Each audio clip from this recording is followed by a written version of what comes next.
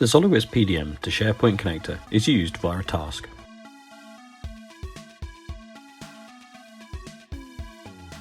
Via the Task Action tool, you have to set up a Publish action.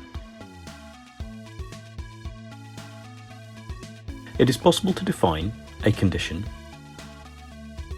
login information, the variable in which to save the publication link, the SharePoint shared folder, customization of the location and name of the uploaded document, the mapping of PDM to SharePoint variables,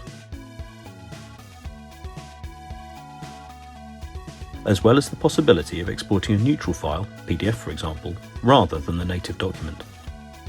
You can allow the selection of folders and the inclusion of subfolders. Then you can complete the task. The project that will be processed is composed of a parent file,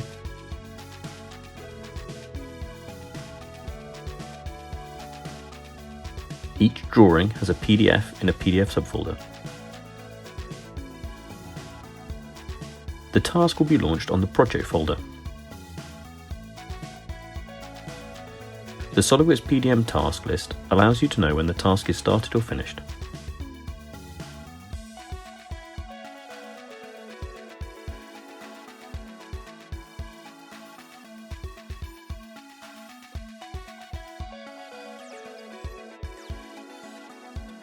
The publication link is saved as defined in the corresponding variable. Via a web browser, it is possible to check the online publication of PDF documents and the mapping of variables.